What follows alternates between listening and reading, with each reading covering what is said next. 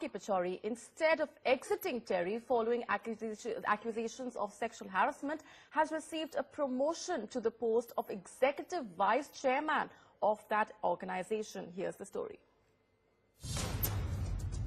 The former TERI top boss just got a promotion. Accused of sexual harassment, he has now been appointed as the super boss of the institute.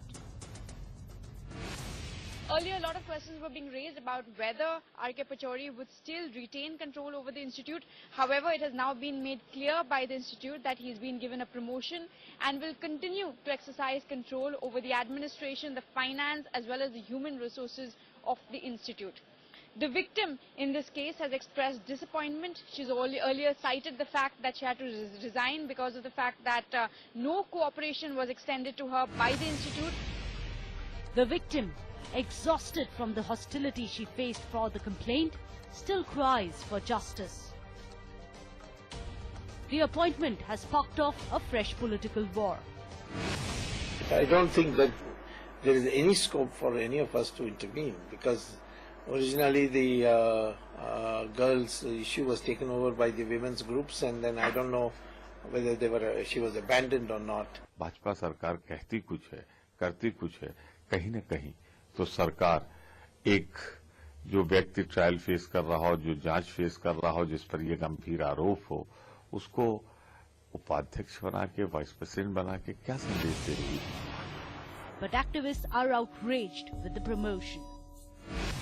This act of shame is definitely most certainly highly condemnable, and by no yardstick should it be condoned, and by no yardstick again he should have been promoted to this account. I mean, I don't know why the concerned authorities have actually taken such a stand, because it will send a wrong message.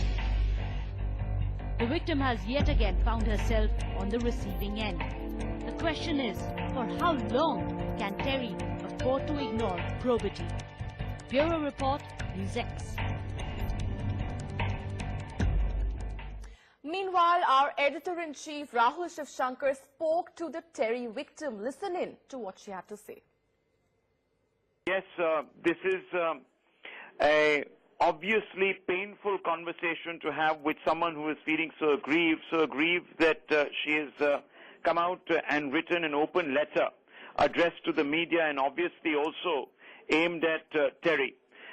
Ma'am, tell me, you've written very, very movingly on all that has happened at TERI, but you have also made one particular comment that stands out as being particularly evocative. You've said that Pachauri's return and promotion makes my flesh crawl. Explain why you're feeling so aggrieved, ma'am, for our viewers. No, I mean, absolutely. This is utterly disgusting, utterly disappointing for a man who is facing such serious and grave charges. Not only was he taken back in the organization in a powerful position, but he apparently seems like fit to the governing council for him to be offered a promotion. This post of the Executive Vice Chairman was specifically carved out, if sources are to be believed. I mean, absolutely shocking.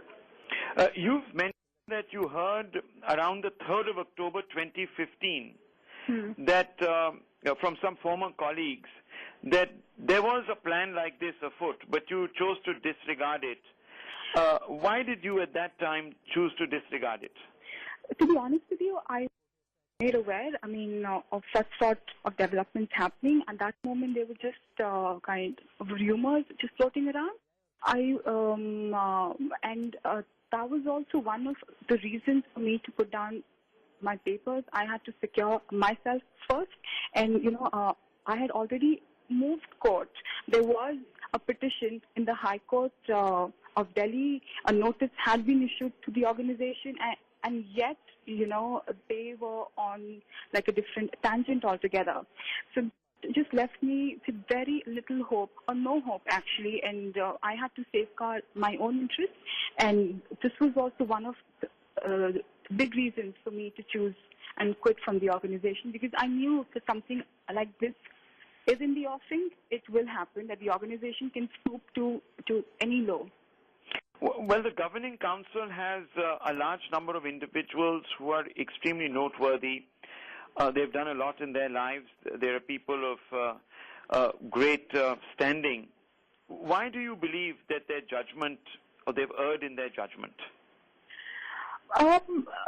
Clearly, they seem to be protecting the perpetrator in the said matter, the alleged perpetrator, and for reasons best known to them. I mean, are in a position of authority, in a position of responsibility, but they have failed to exercise that.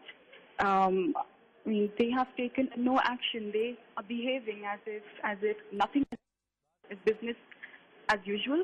They think, oh, it's just one girl. What can she do?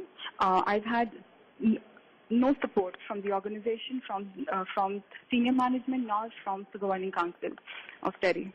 All right, the victim speaking exclusively to our editor-in-chief.